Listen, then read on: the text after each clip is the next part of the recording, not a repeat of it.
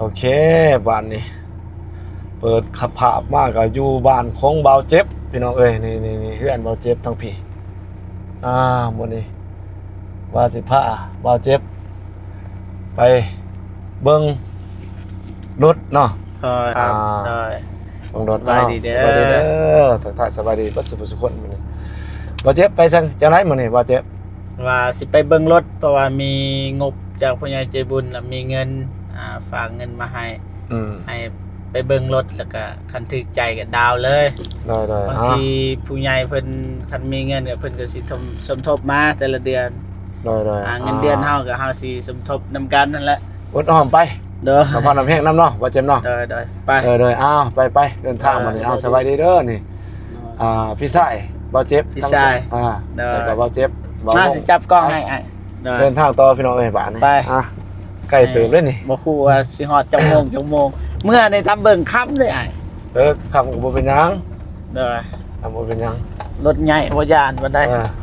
ไป อันรถจักรนี่บ่ได้นะ ถือว่าได้ข่าวดีเนาะ เด้อ บ่เจ็บโชคดีแล้ว บ่ฮู้ว่ารถแบบใดบัดนี้ ไปเบิ่งก่อนพาบ่เจ็บไปทางพุ่นแหละจนมาปะทะเมืองปักเสพุ่น เด้อ ว่ามันสิเป็นจังได๋เนาะนี่ว่ารถพอราคาบ่แห้งเนาะ เด้อ ราคาพอประมาณว่าซั่นซะแล้วก็คุณภาพก็ให้มันใส่ได้กับราคามันก็พอไปได้ว่าซั่นซะขาดว่าสิประเภทจะเป็นประเภทใดก็ไปเบิ่งนํกันเนาะก็จะ เด้ เนาะ อเด้อ ไปเบิ่งตัวจริงก่อนพี่น้องเอ้ย เบิ่งว่าบ่ได้บางทีปิกอัพก็มี มันก็ถึงปิกอัพก็โอเค เด้อ สิเป็นรถปิกอัพหรือว่าสิเป็นรถเก๋งเนาะมันมี2แบบบ่เจ็บก็ตามบ่เจ็บคิดว่าตัวใดมักกว่ากันแต่ว่าปิกอัพกับรถเก๋ง โอ้อาชีพเฮามันปิกอัพก่อนละ ทั้งละเฮาว่ารถกระบะเนาะ แม่ กระบะ2ประตูเป็นแคปบ่หรือว่าเป็น4ประตูก็ถือว่าบ่เจ็บนี่มักอีหยังกระบะหรือว่ารถกระบะเนาะหลายกว่ารถเก๋งแต่ว่าเบิ่งตามสภาพเนาะ เด้อ ตัวจริงก่อนว่าสิเป็นจังได๋มาจังได๋ FC ก็ มักให้ซื้อปิกอัพคือกัน เลยกำลังออกเดินทางพี่น้องเอ้ยยังอยู่ในบ้านห้วยดำอยู่บ่ทันได้ออกทางก็อีลุกคุกคักไปสินะพี่น้องเอ้ยฝนตกเนาะมื้อนี้เนาะ แม่นฝ ดิ นตกเบิดมื้อ เนื่อยมื้อนี้ถือว่าเป็นเริ่มเนาะเริ่มมีฝนมาเนาะมีฝนมาเป็นเริ่มต้นของปี2026นี่เริ่มมีฝนแล้วพี่น้องเอ้ยนี่ผู้ที่สอนว่าท่านนี่ก็แม่นเฮือนของบ่าวตุน บ่ตุนกำลังอยู่ นี่เพิ่นกำลังเอาตุนก็ยินดีนำเพิ่นก็สิได้เฮือนแล้วพี่น้องเอ้ย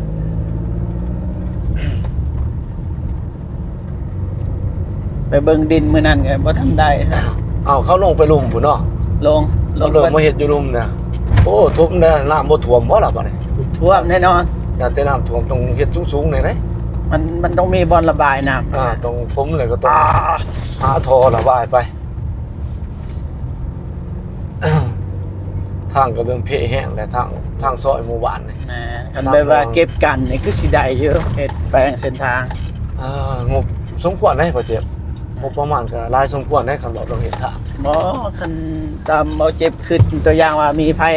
เข้าไปหารายได้ทางนี้เฮาเก็บเบิดบ่ว่าเขาส่งดินนี่หยังเฮาเก็บเบิด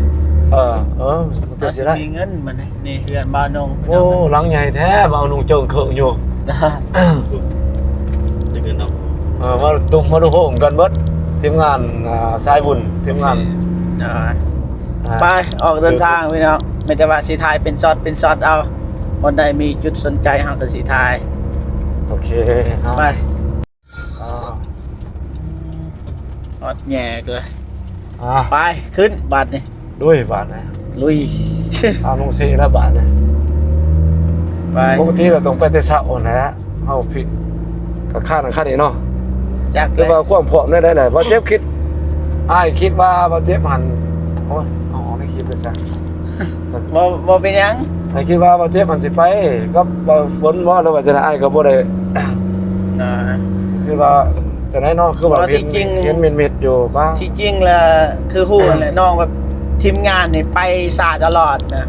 อ่า ไปสาตอนใดเฮาก็ไปสาคือเก่า อ่า เพราะว่าเกียมก็ไปสาคือเก่านะ คือว่ามันบ่เร่งบ่ด่วนเนาะ แม่ ยามใดก็ได้คิดว่าแน่น่ะ ยามใดก็ได้บ่ได้ก็บ่เป็นหยังเฮาบ่กล้าเล็ง อ่า เล็งแล้วมันสิมันบ่งามมันนะมันบ่คักคันเฮาเล็ง มันต้องเบิ่งละเอียดก่อนสิหยังสื่อหยังคือกัน เพราะว่ามันสิอยู่กับเฮาอะนะ อ่า เฮ็ดอะไรก็ได้ให้มันอยู่กับเฮาได้ดน เพราะว่ามันฟังหลายบ่ได้เด้ แหม เอาบ่ทัน ไป ละเอียด มาถ้าบ่ถึกใจก็กลับมา แม่น เบิดที่สำนัก สำนัก มันบ่มีพิธีตีตองอหย่างหลาย เบิ่งจะว่าเฮาโอเคมันเหมาะสมในมักเด้โอเคแล้วใส่มันสิครับเฮาต้องเอาแค่นั้นแหละในพิธีมา คือเลือกเมียแหละเด้ก็เลยบ่มีเมียจักเทื่ออันนั้นก็บ่เอาไปบัดนี้ไปต่อ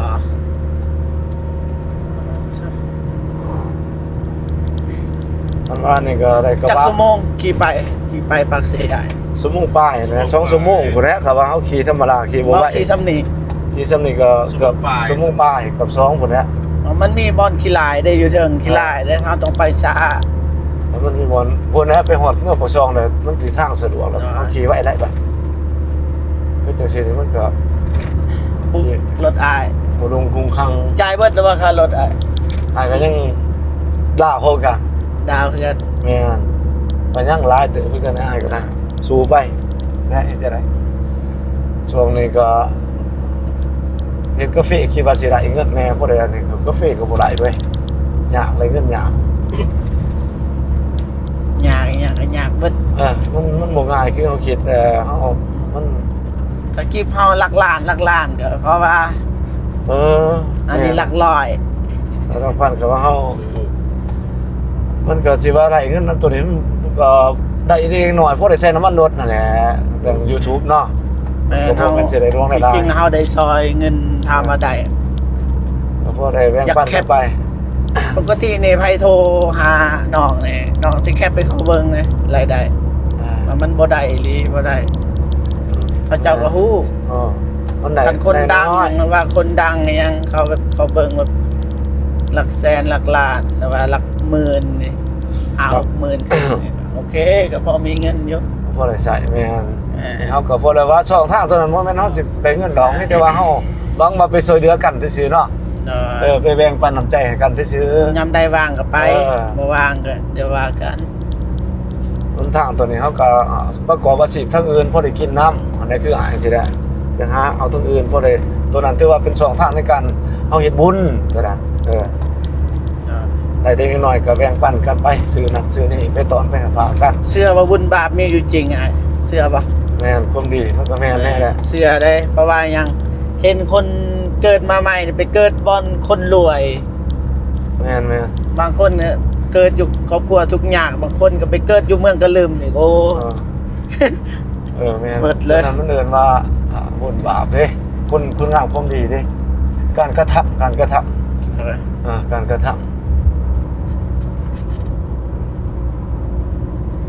ไปวันนี้ไปต่อพี่น้องในสิถ่ายเป็นช็อตเอาไป หมดปากซองแล้วพี่น้องเอ้ยบ้านนี่ หมดปักซอง หมดปากซองแล้วใกล้บ้านบางเมฆเลยเนาะ กายแต่ดนเลย ทางนั้นไปทางอัตตปือ ทางอัตตปือทั้งนี้บ่าย แม่นไปทางอัตตปือ คือกันมาทางนี้ แม่น ทางใดไกลกลัวา ตอนนี้ก็ไปทางปุกเสทางนั้นสัตว์อัตตปือมันมีทางอีกทางอีกรักหา12บอกเลยว่า นี่สบายบาทอนนี่สบายเลย ทาง เส้นทาง แต่ว่าเสียเงิน แม่นเส้นทางตัวนี้ก็มีข่าวทำเนียมไหมวันนี้มีปลอมประกาศเขา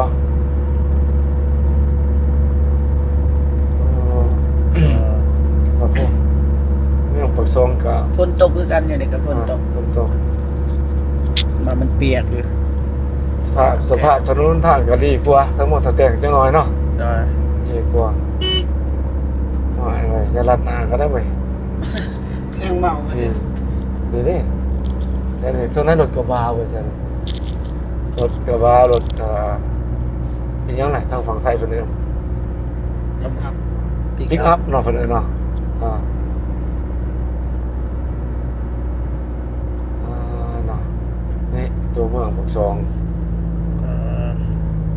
ตัว น้องปากซองพี่น้องเอ้ย ปากซองแดนหนาวมันมีปากซองมหาหนามอยู่ได้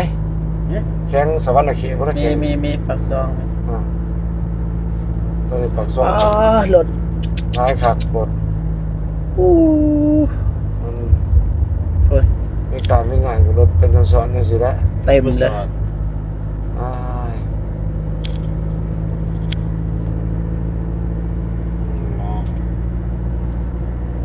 หมอท้องหมอเมืองตะแตกโอ้เมืองปากซอง ปาก เรื่อง ซ ข อ อง ง เมืองตะแตกหมอเมืองเพิ่นอยู่ซอยตลาดตัวนี้ อายเคยเข้าไปตลาดหรือเปล่า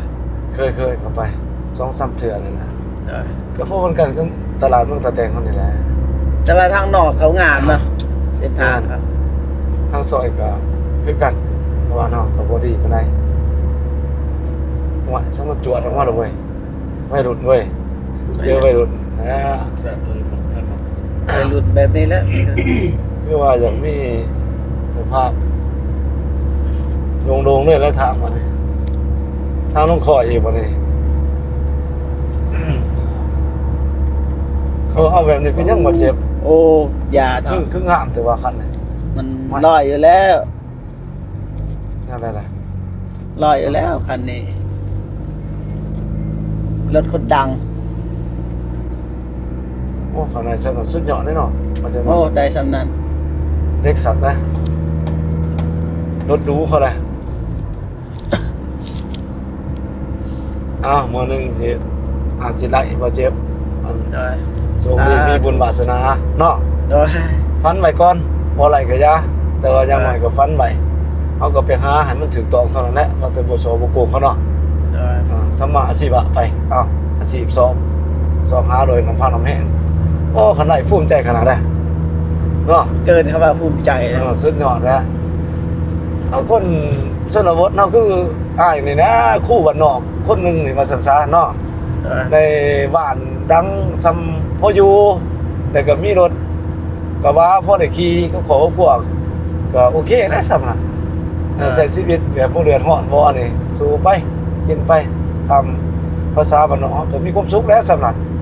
มีแต่เดินทางจำแนกแจกท่านกันไปหาทำคุณงามความดีเนาะ โดย รวมกันโอ้มีความสุขซ้ำน่ะ เบิด บ่ต้อง และ ไป สำนั้น บ่ต้องไปเฮ็ดอีหยังหลวงหลายดอก เอาไว้ บ่ต้องไปมีบริษัทใหญ่เจ็บหัวคือเขาบ่ต้องมีอันนั้นดอกเฮ็ดไปตามบ้านเฮานี่ก็พอ เขาจะ ครับ กินหยังก็ได้กินนั่นน่ะก็พอแล้ว อ่า พออยู่ไรนำเขาบ่ลำบากเนาะเกินมาใช้ชีวิตบ่ลำบากนี่ก็คักแน่สำนักนี่คือว่ามีสมัครสตรอเบอรี่เด้มาแต่ละเทื่อพูดคักของเพิ่นอยู่ได้มักสตรอเบอรี่เอาก็แพงเด้อสตรอเบอรี่กันได้เป็นเงินไทยบ่แม่น200 300 บาทพุ่นว่ากล่องน้อยๆเพิ่นน่ะ จังหวะ มันเฮ็ดเป็นกล่องนี่ มีตลาดบ่ทางหน้า บ่เขาอันนี้แหละเขาเฮ็ดขายมักสตรอเบอรี่คืออายว่านี่ แม่นบ่ อันนี้ดิเป็นแพงอยู่ซั่นเด้อเขาขาย โอ้นี่บ่ นี่แหละตัวบริษัทบ่ล่ะตัวบางเจ้าก็แซ่บได้นมนวลนี่เคยซื้อ2เทื่อสิ ครับ ซ้ำกล่องหนึงตัวนี้เนาะ60,000บ่100 บาทส่วนกล่องใหญ่ก็120,000ก็200 บาทประมาณนั้นมันมีกล่องน้อยกันใหญ่ขายฮอดเบี้ยมันพร้อมติหั่นบ่ได้จะไปผูกกับขายเบี้ยนำเลย หวานบ่ แม่นมันน่าสิออกสมๆมันบานจังหน่อย บ่เคยกินเด้อ ตัวบริษัทมันเป็นมาใหม่ทั้งคนแหละ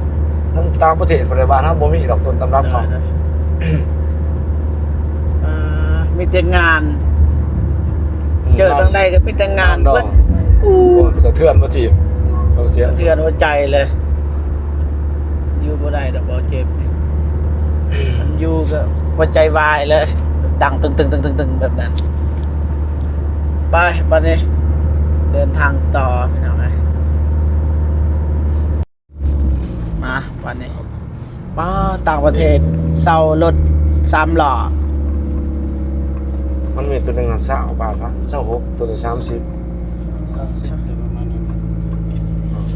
มาแล้ว แต่ก่อน10,000 20,000ตัวนี้ อยาก เพื่ออย่างน้อก็เห็นแบบนั้นว่าอยากให้แลนไป บ่ให้ได้ไว้นะสปีดบัมป์เขาเด้อโจ เท่าไรทำก่อน เท่าไหร่โอ้โหสาธุไป ไป30ขึ้นไหวดิ เอาเขาปรับขึ้นมึงอันนี้เด้ มีปรับอีก แม่นขึ้นมึงปี2ต้นปี2026นี่แหละเขาปรับราคาขึ้นนั่นอีกร้านหนึ่ง26,500อีกนะ ยังมี500อีกโอ้มันว่าอีกก็จะกิน10,000พี่กาย ไปต่อวันนี้พี่น้องไงใกล้แล้วพี่น้อง เมืองบาเจียงละบาดนี่รัก21แหละ เมืองมาเจียงวันนี้ แม่นเมืองบาเจียงเจริญสุข ตัวเมืองวันนี้อ่ะ เด้ต้นนาไปนี่เด้ตัวเมือง ต้นหนามป่ะ แม่นสำนักงานของการเขาเรียกเขาไปทั้งหมดไปสอบเรางานเราเองทั้งหมดแม่นแสดงว่านี่แหละเขตตัวเมืองเมืองบาเจียง เนี่ยป่ะ ต้องให้สัญญาณ มาทางเมืองสารวัตรบ่นี่ เอาไปพร้อมด้วยซะ โอ้สารวัตรบ๊ายบายพี่น้องโอ้นี่บ่อนขายรถนี่ปัดรถอันนี้ป้าร ถนี่เนาะ บ่แม่นบ่อนขายแล้วนี่ อ๋อรถ นี่ รถนี่คือเท่แต่ว่าเจ็บทั้งนานนี่ โอ้สี ที่มัน ดำ รถไฟฟ้าเว้ย รถเบาวินวิลเลียม รถไฟฟ้าเป็นยังไงนี่บริษัทดาวเรืองคาเฟ่เลย กาแฟดาวเรืองนี่บ่ แม่นเป็นบริษัทผลิตกาแฟแบบสำเร็จรูปเลย ส่งออก นี่กาแฟที่เฮากินคู่มือนะ แม่นกาแฟลาว กาแฟดาว โอ้ยมาเป็นอะไร กาแฟดาว ได้ ช่วงนี้ผมยังบ่ทันเช้าพันยังบัดอยู่นี่นะ ใหญ่ สำนัก ใหญ่เนาะ สำนักงานใหญ่ของบริษัทดาวเรือง ใหญ่สุดในประเทศลาวบ่จ๊ะ แม่นใหญ่สุดในประเทศไทย ใหญ่สุดในภาคใต้เนาะ เพราะในประเทศลาวกับบริษัทดาวเรืองนี่แหละบริษัทกาแฟตัวนี้แหละใหญ่กว่าหมู่ บ่ แม่น แสดงว่าในภาคใต้บ่ธรรมดาเลย เทคโนโลยีก็เอามาจากประเทศญี่ปุ่นบ่เห็นบ่เรา พัดลมใหญ่ก็อยู่ภาคใต้ระดับมือหนึ่งในเอเชีย แม่น พัดลมใหญ่ โอ้คันนี้คือโหดจังเลย เจ้า จุดร่วมเศรษฐกิจแล้วบัดนี้เมืองปากเสผมแน่ผู้เฮ็ดจนเพลินอยู่พุ่นแหละ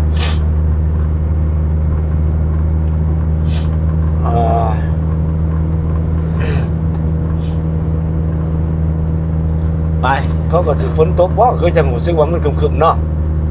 อากาศเป็นแบบแดดบ่แห้งนะแดดเป็นแบบ ตกอยู่ มึงสภาพเป็น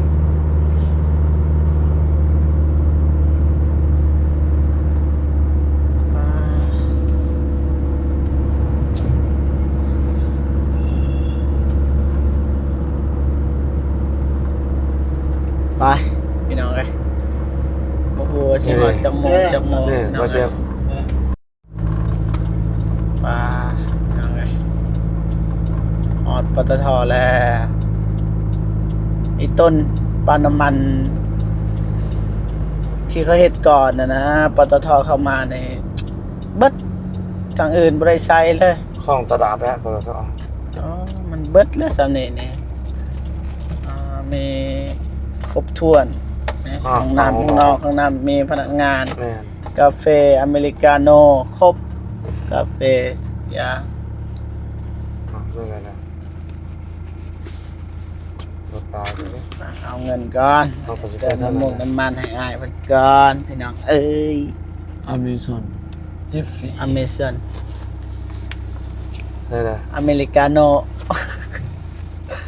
นี่เครื่องคล้ายมาลงตรง ครบ เตงได้นะ นี่ ได้นะ ครบโอ้ย อาจจะไปรัดหนาเพิ่นก็สิว่าบ่เขาคิ้วว่าแน่ล่ะนะ บ่ เขาคือลงบ่ได้นั่นแหละเนาะว่า โอ้ปวดถ่ายพุ่นแล้วไปจอดอยู่พุ่นแล้ว ว่าเขาว่าไปสิเขาไปเพิ่นบ่ บ่ เดี๋ยวเราไปเลย ไปด่วน เขาอะเนาะมาถึงเขา เด้คันนี้บ่บ่ อันนี้ไปจอดอยู่ในใจนะ มันสิบ่ว่ากันว่า อ๋อ มันสิบ่มีสองทางอีกบ่เว้ย หมอได้แล้วค่อยๆไปใจเย็น เอาให้เขาเข้าก่อนก็ได้เอาอนุญาตให้เขา ๆเอานับเลย เนาะเท่านั้นอีหยังฉันมาสิเว้ารู้ซิเว้ยอ้าวเจ้าหน่อยขาคันมันก็จะตูดเขาไปได้ป่ะว่าไปเข้าห้องน้ำผมก็เข้าเลย ไปได้อ่ะปาดเลยว่าทางนั้นเคสเซียทางนั้นสบายน้องเคยเป็นเคสเซียบ่าย เห็นป่ะ เคยเป็นเคสเซียแล้ว หรือว่าจะได้ใส่อะไรบอกลาไปใส่เลย เพราะฉะนั้น มี32เนาะคนลายดีตัวนี้ต้นตำรับซีเมนต์มาจากประเทศไทยเลย แมน ปตทแม่นบ่ แมน เขาเคยบอกในทีวีนะในโทรทัศน์ แมนเห็นโฆษณาอยู่ คือว่ามันเป็นปรับใหญ่มาตรฐานของคนเขามาอ่านมือที่คนเต็ม บอกว่าเต็มบอกเงิน ล้านหนึงเด้อพุ่นก่อนบอกพุ่นก่อน บอกนะจะไหนเรา เซล้านหนึงเด้อด่ะ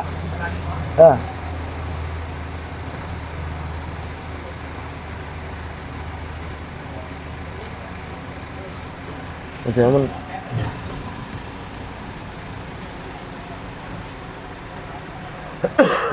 สบาย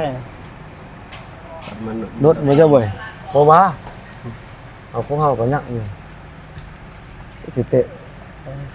เครื่องมันเต็มพุ่นแล้วอันนี้ ทุน280,000 300,000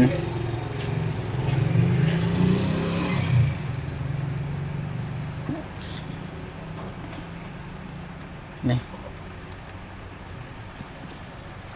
นี่ถือประมาณเท่านั้นมันถือจังดีดเขาหลอกไปเลย เนี่ยนั่นแหละสบายเนาะมันบ่กัง 500,000เลย มันสันบ่ทันเนี่ย เพราะว่าเต็มเกียร์เลยน้ำมันเนี่ย มันให้ถามมันเนี่ยละ เต็มบ่จังลองเบิ่งว่าจะว่ามันเต็มกว่ามันสิรถอยู่เพราะว่าอ้ายก็มีบ่โอ้มันมีระบบตันแต่ แม่นปะ มันมีระบบ ตั ตั น ด ดีบ่ ทำมันเต็ม 700,000นี่ได้700,000 700,000 โอ้ค่ะมวยของเขาเนาะทันสมัยเนาะ คือบางคนคนเดียว แรกมัน 700,000 ต้องบอกมันเรื่องตัดมันน้อยจุดเริ่มชอบแสน 1 2 3เอาออก 720,000 700,000 เอาออกแล้วตอนนี้แล้วหาย800,000ก็ถอนมาเอง ตัวนี้ ไปเพิ่มน้องเลยเกี่ยว เอามมีแถมหนามเนาะ ยังได้น้ำเนี่ยเนาะ ว่ามองอะไรเพราะว่านั้นมันได้เนาะ ไปพี่น้องเลย เดินทางไป เดินทางต่อพี่น้องเลยไป ไม่ที่เอ็กได้ตัวนี้ ยาวได้อ้าย ฮะ 10 ปลายนาทีเลยสาว โอเค 10 ปลายแต่ว่าให้อ้ายจบเลย ไปหอดคนที่จะสิโจบเป็นโจบอยู่ในโบเป็นได้นี่รถลายแต่ตรงไหนทางนั้น ไป ไม่ได้โจบไปแต่จะไปโจบเอาอยู่บน มาวิดดานนี่ก็ได้ จบวิดดาน มีลานอีกแล้วพี่น้องเอ้ยมาหอดตัวนี้ นี่ต้นได้ปั๊มน้ำมันนี่เห็นบ่ เงียบเงาเนาะ เงียบเงาเลย มีแต่เขาแต่ปตทมีแต่รถจักรเขาโซนายเสียจะได้แล้วตัวนั้นมาตรฐานดีกว่ามึงเขาไปตัวนั้นเนี่ยเสียจะได้ นี่ มึงมีผู้ได้บอกว่าใหายมาใส่เนาะมันเป็นค่านิยมเองเนาะความใบบ้างใจเลยเขาเสียใจเขามีเขาคือกันแต่ว่าบ่หลา อ๋ ย อตอนนี้เขามาจอด เขาพักบ่ จอดพักใต้ต้นนี้เนาะ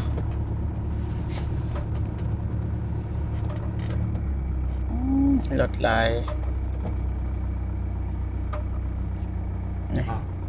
อ๋อได้สำนี้ พอรู้บ่ศูนย์ใช้คันนี้โอ้ยไปเลยเอาเปลี่ยนเด่นเนาะเอาเขาตัวนี้นะตัวนี้26,000นะเขาจือบ่ผิด500แต่ว่าตามเคยมาเนี่ย LDB เฮานี่ว่าเฮาย่าเอาอยู่นี่เพราะว่ารถ2คันเฮาแหล้วก่อนได้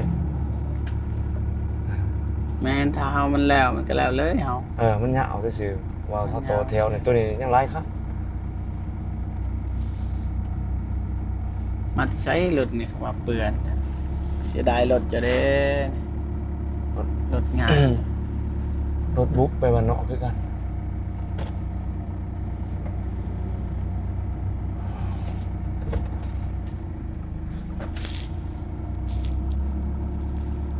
คนยังวะคนมัดวะ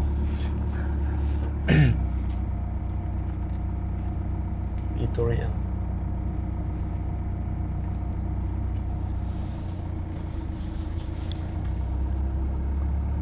ว่าวงถือเดะเพราะนั้นจะสิได้ซื้อคันนี้ ตัวอะไร พาราโลมัน ปาราโดเนาะ ปราโดปาราโด สุดยอดนะ เบิดในหันแล้วลาวเฮา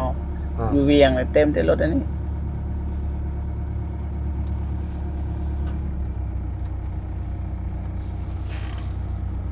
โดนรถยาว ขี่รถตอกเขาเก็บ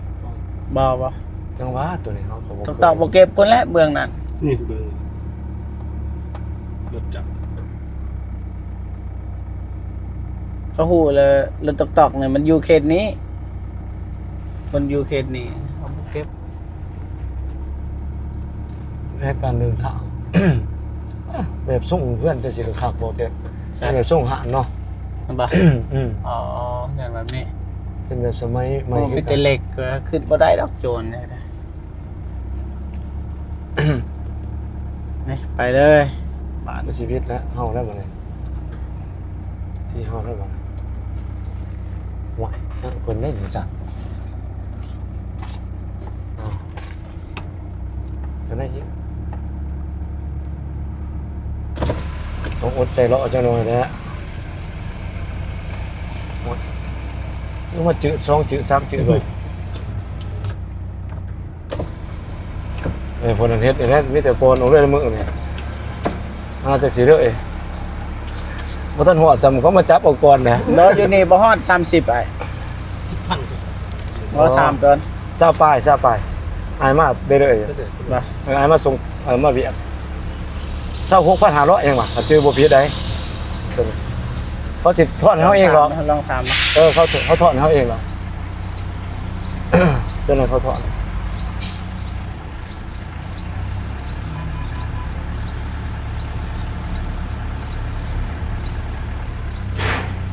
มี500ได้บ่ หันได้ยังว่ายังบ่มี500ยังว่ะ อย่างไม่500 เป็นน้ำใส ไปบาทนี่ 26,500ยังว่ะ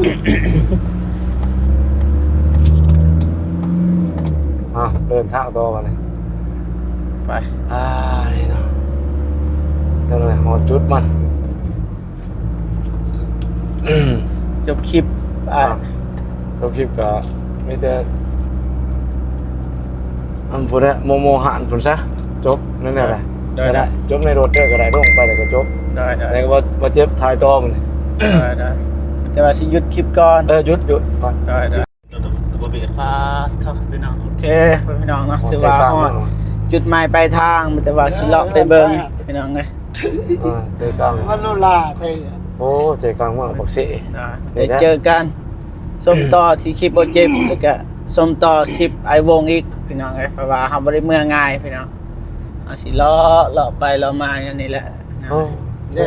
โอเคพี่น้องพบกันคลิปหน้าพี่น้องเนาะ เพื่อนไป สำหรับคลิปนี้สบายดีเด้อสบายดีวง เด้ สวัสดี บ๊ายบายเด้อบ๊ายบายพี่น้อง